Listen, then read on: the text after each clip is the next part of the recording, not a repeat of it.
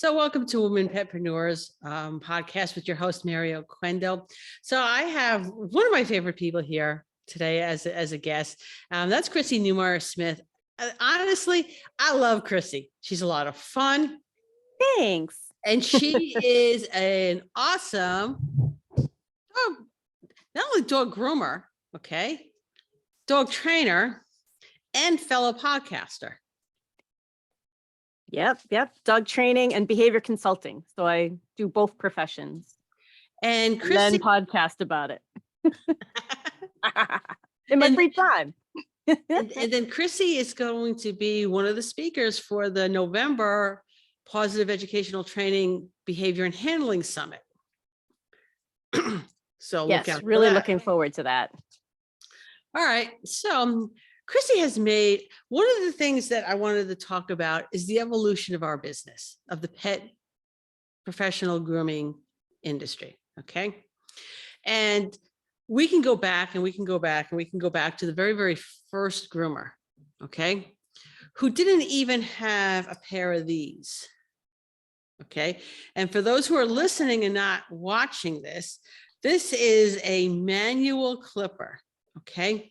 And if you think your wrists hurt now, okay, try clipping with this baby. It looks a little bit, for those listening, it looks almost like a clipper blade with a pruning shear handle. Yeah, that's a really good, with a nice heavy Never spring. seen them. Yeah. With a nice heavy spring to it. The big heavy spring. And I don't know if they made other blades other than the one that was in here. But you know what? You would have to like literally take it apart, put a new blade on. And I doubt very much there were different sizes. I think if you had something like that, you would probably have two. This one's my 10 clipper and this one's my 7 clipper. But this one is sharp and this one is not. Yeah, or this one's sharp and this one's not. Yeah. Okay, but I can guarantee you when that clipper came out, there was innovative. It was innovative. It was new, and there was backlash. Yeah, from probably. people. It's not the way we do things. All right. Mm-hmm. I have my trusty 8-inch pair of shears, and it's the only pair that I have. Okay, and it's the only pair I need, and you know, it's the way it is. This is how we do things. And I worked someplace, my first job, I was working there in the kennel, but I fell in love with grooming and fell in love with training at the same time. So my lunch breaks, I was watching the groomers. And then after work, I'd stay and watch the dog training and then ride my bike home. But that just being in that environment, that was really old school. We didn't have cages. We had like renovated kitchen cabinets as our dog crates in that grooming room. Yeah, like the Wayback Machine, you know. And I think that we kind of forget that some of the things that we see every day aren't necessarily haven't always been there, you know. No, they haven't. Right. Yeah. If an industry doesn't evolve, it shrivels up and dies. And if you want a really nice example of that, let's look at Blockbuster. Yes, Blockbuster. Whoever thought that Blockbuster would go out of business? Whoever thought about it? Because they didn't evolve. Because now Netflix came along, and Netflix was like very similar to Blockbuster, except it was online and they were shipping DVDs to you. All right, same concept. Okay, but Netflix evolved. They've evolved into a powerhouse on cable with new programming, and it's because they weren't doing because they stepped out of the box. They took that step forward and their business evolved to change with the times, whereas Blockbuster did not. Yeah. Yep. Because it's not the way we do things, Chrissy. Well, and it also was something that people said, ooh, I like that. Yep. You know, we should be looking for the next thing that makes people say, ooh, wait, it makes my life easier, or it's more convenient, or it does a nicer job. I kind of like new tools. I love new tools. I love wasting my money at trade shows. I like my new tools. Yep. You know, I can remember the very first time I was at Super Zoo, and it was the show just totally blew my mind because it was unlike the grooming shows. Okay. Okay. And there was a booth there, and it was the original Happy Hoodies, Tracy Carmine, and I forget what the name of the other woman was. And I saw these things and I saw what she was doing with them. And it was like, oh my God, I need these things. I think the two pack might have been $15. Right? Wow. And I bought several so I could give them to my friends. I says, I know you're not here. You have got to see this. They're pretty And awesome. Yep. They were absolutely awesome. And just like a little side note, I just so loved the product, and she was a new vendor that I became friends with her. And just a little discretion, she lived in Arizona, and we went hiking like in the middle of freaking nowhere. Okay. And I just remember like jumping off of logs in Arizona. Okay. And just Are there thinking, snakes and yeah, dangerous yeah. snakes there? Yeah, it's like dangerous snakes. And I'm like, you know, neither one of us has a first aid kit with us. We're like in the middle of nowhere. If one of us gets bit by a snake, we're like so out of luck here. But anyway, we got home safely, went to a bar, had a drink. Oh my God, we didn't die. So that was good. It was exhilarating. Nobody died. No one died. We were good. Living on the not do that. edge. Yeah, like, let's not do that again. Stay on trails. So anyway, so the point being is that industry change, new products come out, and Yep. anything that makes your life easier is a wonderful thing. My daughter, who is a newer groomer than I am, of course, I can remember the first time she came to a trade show with me. She was like a kid in a candy store. It was fun to watch because I know her reaction to the trade show was like my first reaction to a trade show. Still my reaction to trade shows. I just love them. Yeah. You know, what's new? What's there? What's new? You know what? We have curved scissors. We have curved blenders. You know, I remember when I worked one job and she didn't want me using snap-on combs. Snap-on combs were cheating, you know, and I convinced that I was like, no, just do a nice scissor job. And I'm like, okay. And I just like did a snap-on comb job and neaten it with shears. And I'm like, do you want to come over and take a look? She's like, no, aren't you happy you use the shears? And I'm like, that's a snap-on comb trim. She's like, oh, I didn't understand snap-on combs, you know, like sometimes you need to see it, you know, but those are industry standard now. Sometimes there are things that used to be a cheat and now they're standard, you know. High velocity dryer. I remember when we got the first high velocity dryer at the place I was working at, like, oh, it's cheating. I'm like, it works great. Yeah, seriously. How did we live without this? What do you mean it's really? cheating? Would Who's you breaking these rules? seriously? Would you rather spend 4 hours grooming a dog or grooming 2 hours grooming a dog for the same finish? Sitting around with a stand dryer trying to dry a German Shepherd is ridiculous. So new tools and innovation that come along all the time. All right. I actually credit the fact that I didn't have anyone to work with when I first started cat grooming because I didn't have anyone telling me, well, that's not the way we do things. I had to figure things out for myself and figured out what worked best for working with cats. All right. So on that thing, sometimes, you know what, when left to your own devices, you can figure things out, right? Because things change. We learn new things. Who is it that says, I think it was Maya Angelou who said, when you know better, you do better. I don't remember who said it, but it's an excellent quote that I've heard over and over again. Fabulous quote. Yep. And learning something new and realizing like, oh no, I may have been causing problems for dogs for years and I have to forgive myself for doing things that I just didn't know any better. Like I remember when we used to mix shampoo, pre-mix shampoo for the week.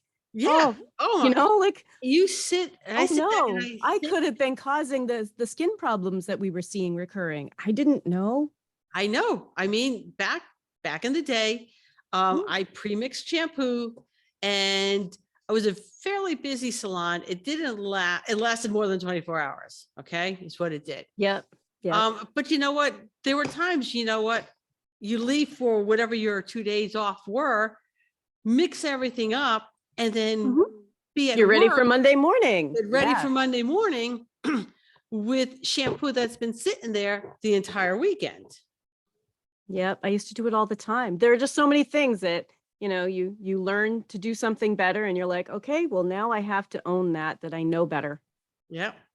you know. Um, The controversies about things like plucking ears Yep. and taking care of anal glands, things that in my business I choose not to do. But I Well, used to. well, I never did anal glands, only because the first groomer that showed me, I was like, man, that's gross. I am not doing that. I'm not. I'm not. I am not squeezing their butt for juice to come out. I'm just so sorry. No amount of money, right? There's no amount of money. In fact, when one of my dogs needed to have his glands expressed, I would take him to the vet. The vet would smack on the rubber glove, Mm-hmm. and she'd get in there, clean him out. And I would just look at her, and I'm like, can I tip you? Right. Are you sure you're charging me enough? Because you know what? There's like not a dollar amount that I would put on that particular task to do. So I never, Yep. I Worth never every penny. worth every penny. Okay. So I never did it. I did do pluck ears. All right. And I had the R7 powder that we like Mhm. poured down the ear canals. Oh, yeah. Yep. I remember flushing ears too, like just globbing in ear cleaner and rubbing it in and stuff that just, unless you're a veterinarian, you should not be doing.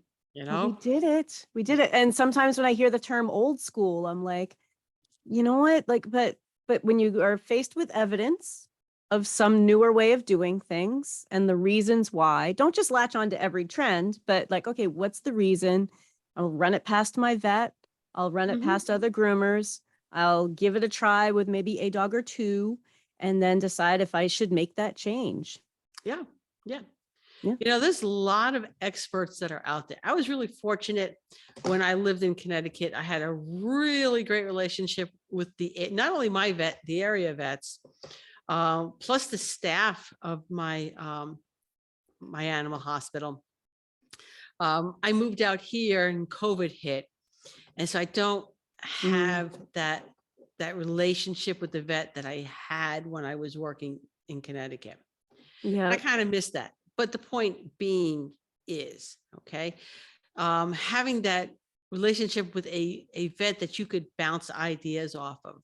Okay, we're doing this. However, this is some new evidence or new whatever or new product. What do you think? Yep. And just see. I mean, you might learn something new. I have a couple customers whose vet tells them their dog's ears should be plucked. And I'm like, okay, I hope your vet and the techs don't mind doing it, because I don't.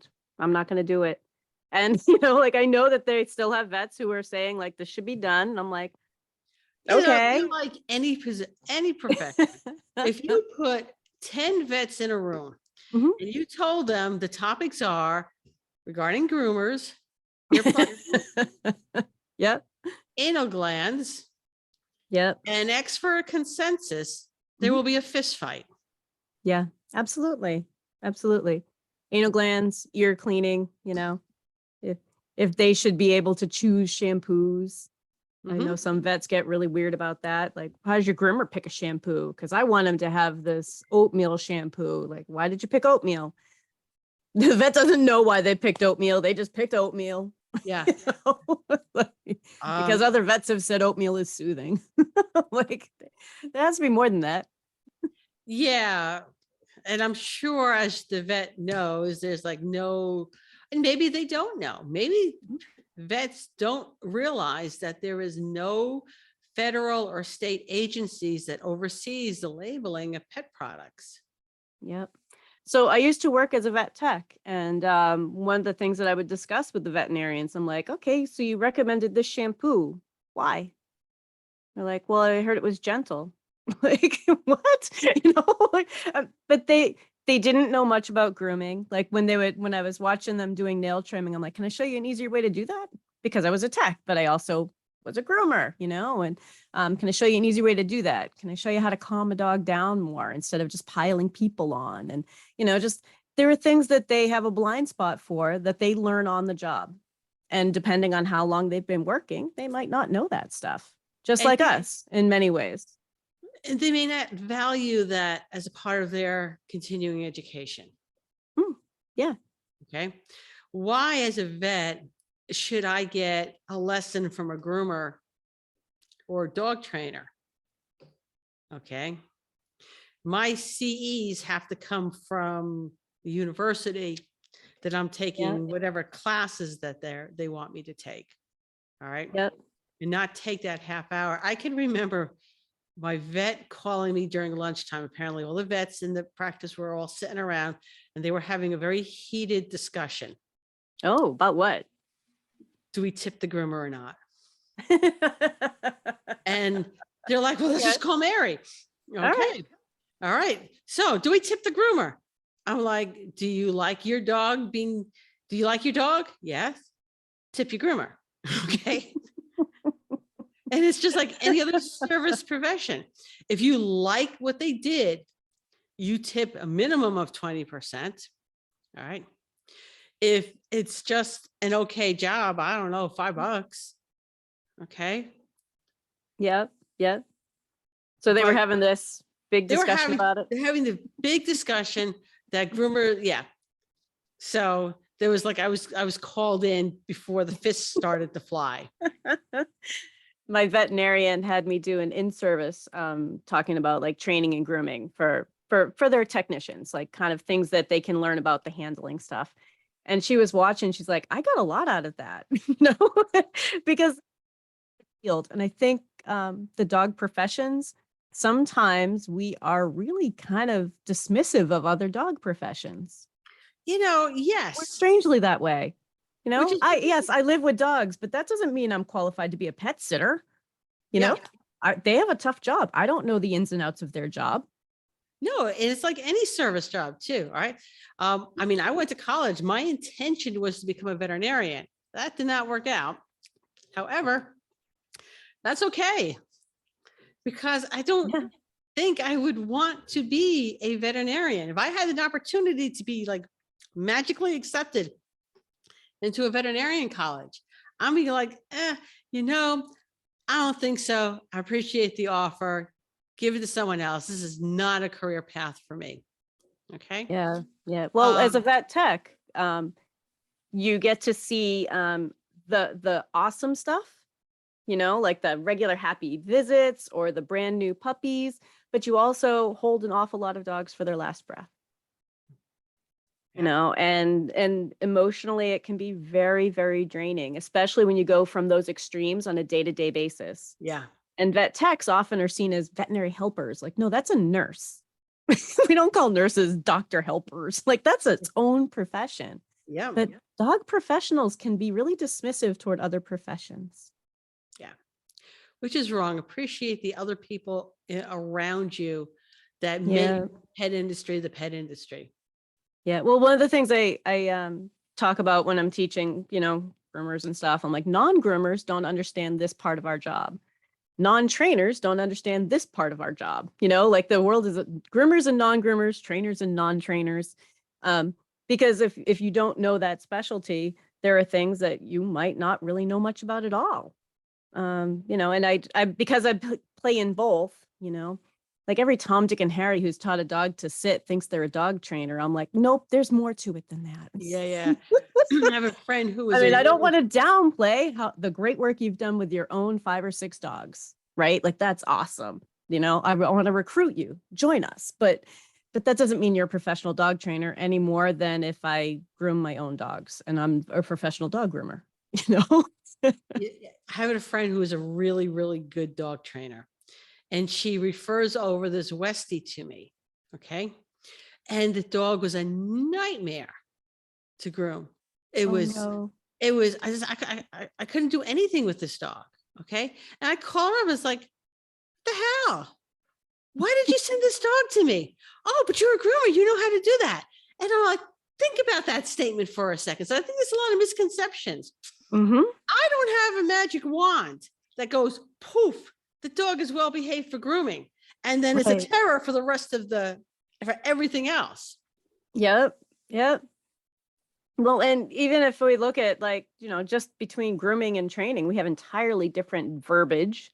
Mhm. What's an e-collar? Dog trainers, that's an electronic collar. Groomers, that's an Elizabethan collar. We don't even have the same terms, Yeah. you I know? did not even make that connection till you said that right there. Well, and I tell you what, somebody was telling me a funny story. She's a groomer and she was talking about like a problem she was having with her dog. And she had talked to a trainer and the trainer's like, well, I would use an e-collar. And she's like, how is he supposed to walk around the house with that thing and get into his crate? And the trainer was like, what do you mean? They're not meeting at all. Yeah. She's picturing him wearing the big cone as, like, I can't have him live in that.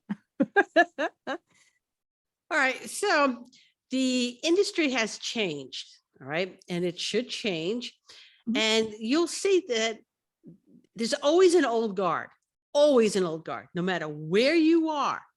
Okay. Where you have come into the pet industry, there's people before you. That's the old guard. They don't want to make new changes because that's not the way they do things.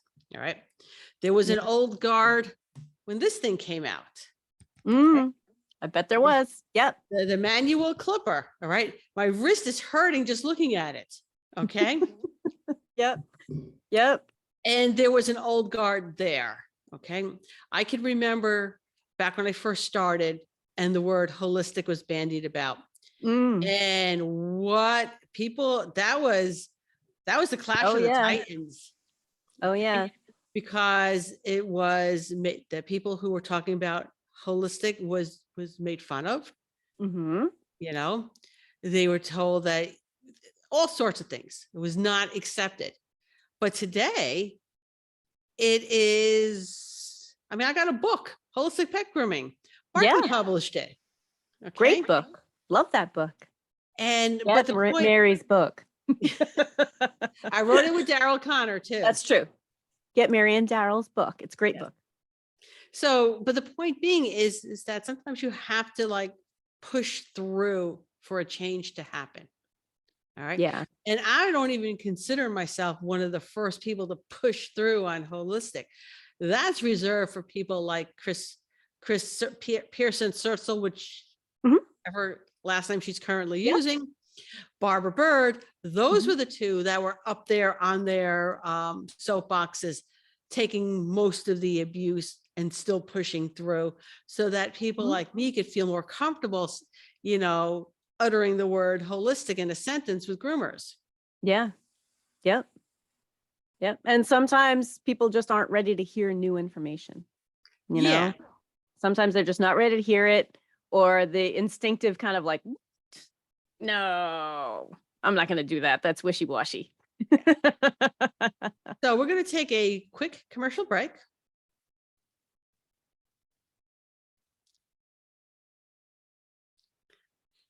And we're back. And for those who are watching the video, yeah, the little held tits, that's so that I know where to put the commercial in later when I edit it. And my funny faces are just because I make funny faces. Yeah, Pooh Bear is wondering what's going on. And for those again who are watching, there's the Pooh Bear. Pooh Bear lives in the sweatshirt the second it is cool enough for me to wear a sweatshirt. Going back to sleep. And he'd probably be in the sweatshirt year round if the weather was right. Could. And fortunately, I'm here in the Pacific Northwest. So sweatshirt weather season is actually fairly long around here. Yeah. I think I stopped wearing it around June of this year. Wow. And then I'm like, I can't, dude, I can't. It's hot. Okay. Wrap him in a t-shirt. It's not the same thing. So, He's so cute. so anyway, one of the things that has to change in the industry, I think, is sometimes the verbiage of what we're using. Mm. Okay. And I'm going to first bring up that Chrissy has a wonderful program. All right. It's a 32-week program. And it's, what is it called? Master Groomer Behavior Specialist. Okay. So there's that term, master groomer. Mm. There Yep. is a lot of associations that do testing for their version of master groomer, and it Mhm. all involves a breed cut. Mhm. Okay. Yeah. But we Yep. don't all do High level breed styling. Yeah. high level styling. And yes, that Mhm. is a very important part of groomer. But I don't think the master groomer title should go. I think it needs to evolve. All right. Because there is more to grooming than just that. Right. There's more to grooming than being able to do a scissor trim. Okay. Mhm. There are specialties. All right. What about skin and coat care? Okay. Yeah. Working with senior pets, Mhm. working with, And there are a lot of specialties that we can delve into, you know, but I think to me, master groomer means I worked toward a specialty, you know, like to specialize in something. But apparently I made some waves and I didn't know it. A couple people were old guard offended. But I feel that it's a specialty. And, you know, when we specialize in something, doesn't that kind of mean master? I think so too. Okay. And I'm just going to go off the topic just a little bit here. I was really upset to hear that, because that was done at a professional venue. Okay. Rather than saying, hey, I would like to discuss the title of your program. Can we go someplace and talk about it like adults? It was Right. then done in public with the intention of like browbeating you, which I find I have a real problem with mean girls. And when I say mean girls, Mhm. I don't mean the gender girls. I Yeah. mean the term mean girls. Okay. Yeah. There's a time and place for it. It could have been handled far more professionally than it was, and it was not. All right. Yeah. And I'm glad you stood your ground on I that. went into customer service mode. I'm terribly sorry you feel that way. That I mean, what do you do? What do you do? You Well, know? and here's the thing. If we go back, Mhm. okay, PJAC, the Pet Industry Joint Action Committee, which changed their name, they're Mm. still around. They're not PJAC anymore. They are something else. And They have a different acronym. they have a Yeah. different acronym. Yeah. And maybe it'll come to me by the end of this Mhm. podcast, but they've rebranded. But they had what they called canine and feline specialist.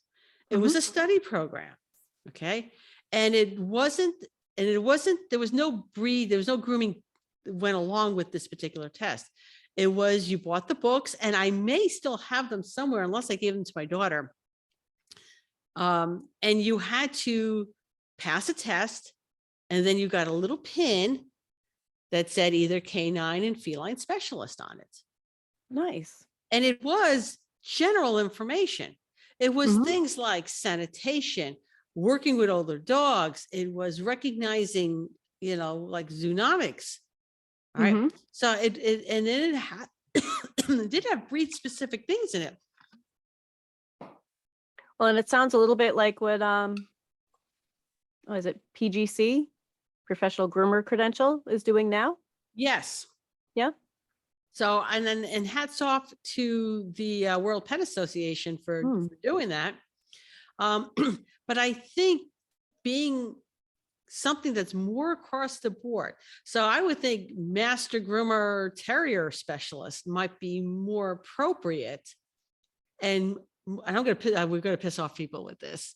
I I worked, know. I know. but here's the thing, the industry needs to evolve, and it needs to cover, even if it is a separate part of any kind of certification, there are things that should be included in that. And there should be included Mhm. safety, sanitation. There should be behavior and training, skin and coat, all of Yeah. that should be part of what encompasses being a master groomer. And also to be a well-rounded groomer. Yes, Like a on a well-rounded. basic level, we should know a little bit of all of it. But if you really want to delve in deep to one specific thing, you know, there's plenty of space to, Yeah. you know, you want to be the person who world renowned for trimming Springer Spaniels. Great. You know, I mean, I just think that there are a lot of different angles that we can look at grooming through. The business side, you Yeah. know, that's an important part that often gets missed. A lot of groomers that, you know, really are struggling with their business part. I mean, they're phenomenal groomers. Yeah. Mm. And they're struggling to make a living. How could you be, not how could you be, okay? But you're a phenomenal groomer. You should not be struggling. Yep. I mean, there is Yep. an absolute skill set to being a breed groomer, I'm going to call it a breed specialist. Okay. Yeah. Sure. And, you know, I think it used to be that you made your mark by becoming a master groomer and displaying how well you could do some show trimming. Right. And that's awesome. It's awesome. I'm not downplaying any of that. I was a little bit surprised, though, that that master groomer term isn't allowed to be used for other types of specialties. And I'm like, "Ooh, sorry, I already did it. Whoops." You know, but I think that it does denote that you've mastered something. You've not mastered an aspect of grooming. All right. And I just want to make a difference between you teaching a master grooming behavior specialist program and say me doing it. Okay. Mhm.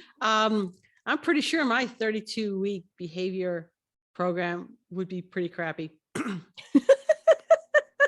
And I would have absolutely no business calling it a master grooming certification. Okay. Because it's not my specialty. All right. It's not what I have trained for. Okay. Right. So on that note, tell me a little bit about your qualifications, Chrissy. Yeah, sure. So I started working with dogs in 1986 as my first summer internship for a 4-year animal science program.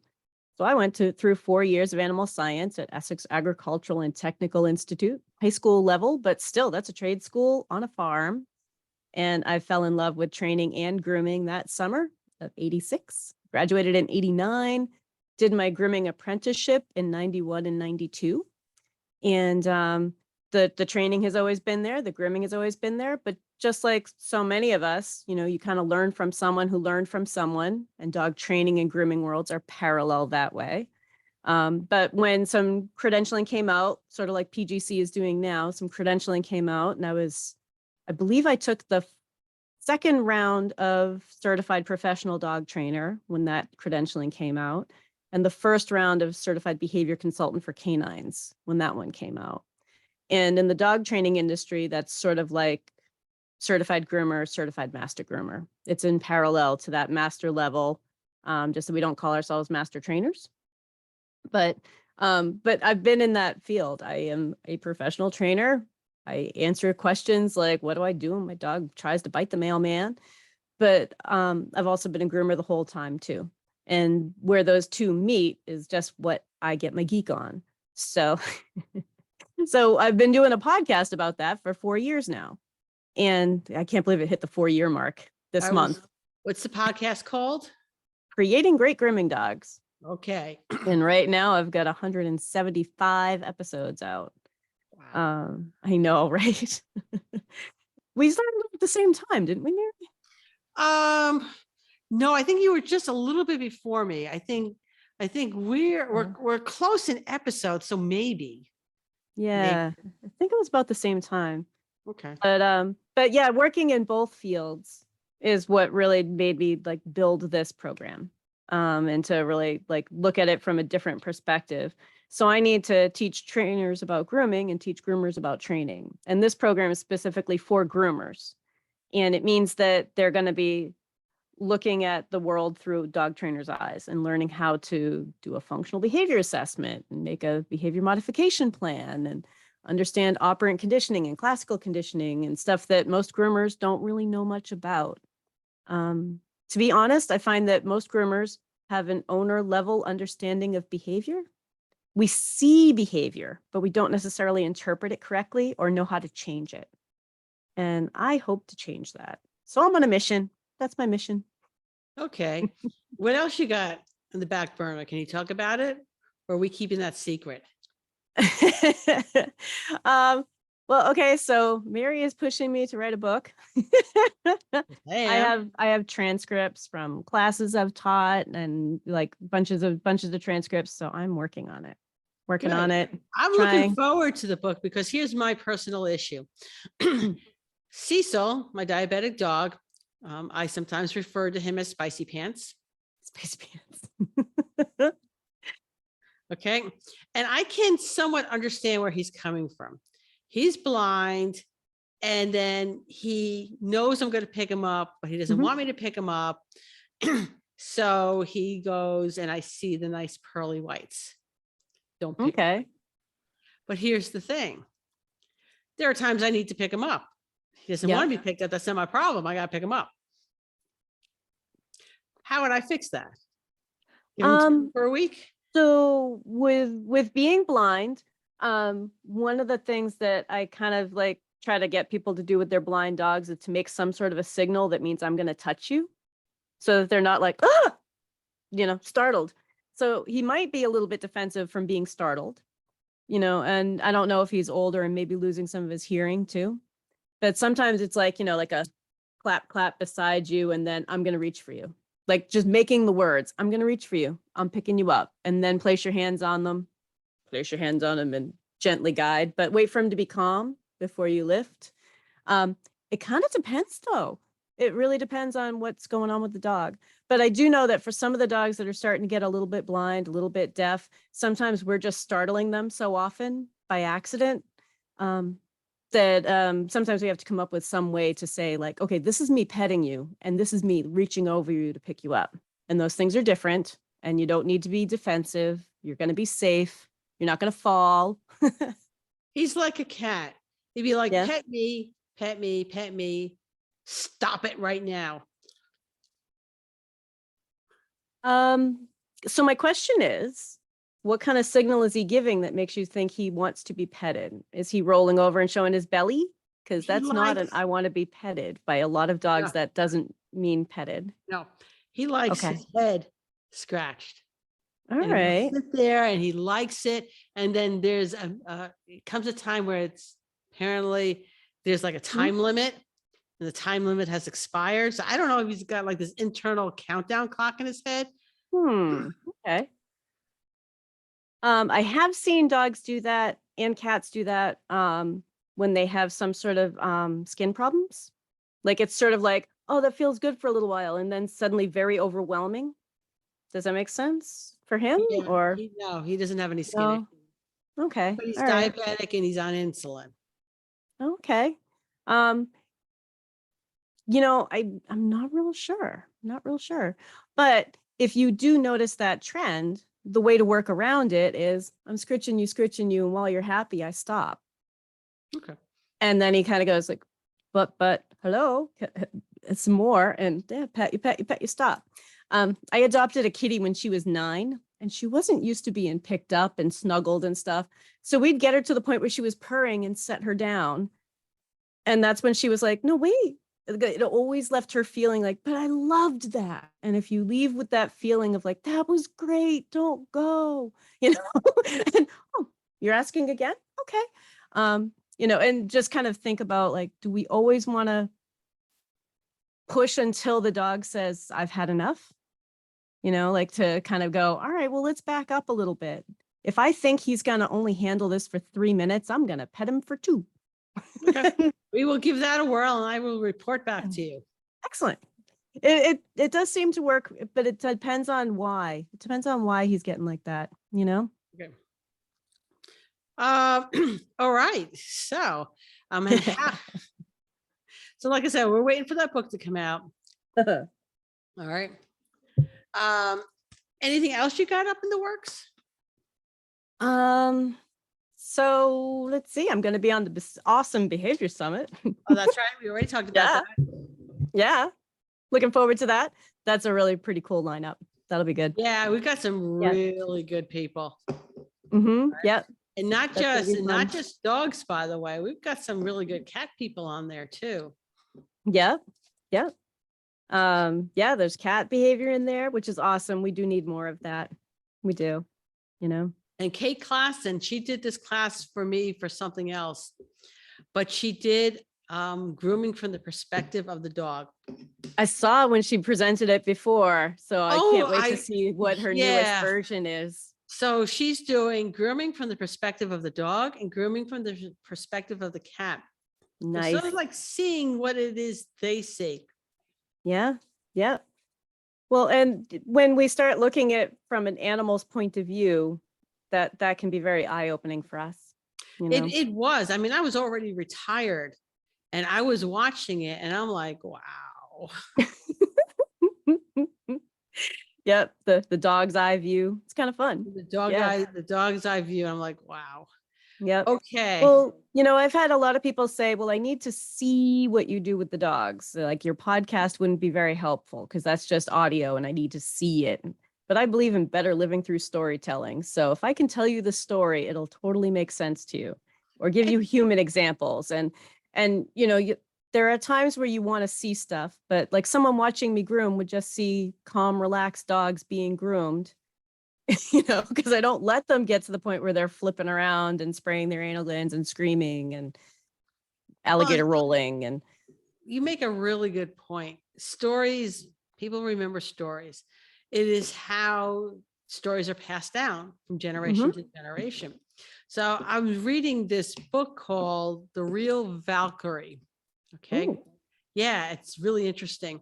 And it was because it was by the archaeologists who first identified one of the Vikings buried at Birka was a woman, not a man. And for years it was a man because you know what, only men can be Vikings.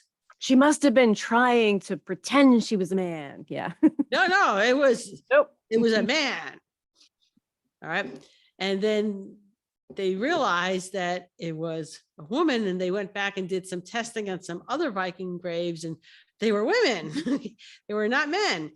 But anyway, so there was like no written stories of that time. It was all stories that were passed down through poems and fables. So she reconstructed the life of this woman Viking through poems and stories that were passed down. So they could be really powerful way of getting a point across and that people remember and because it's a story. Yeah. Yeah. And being able to relate.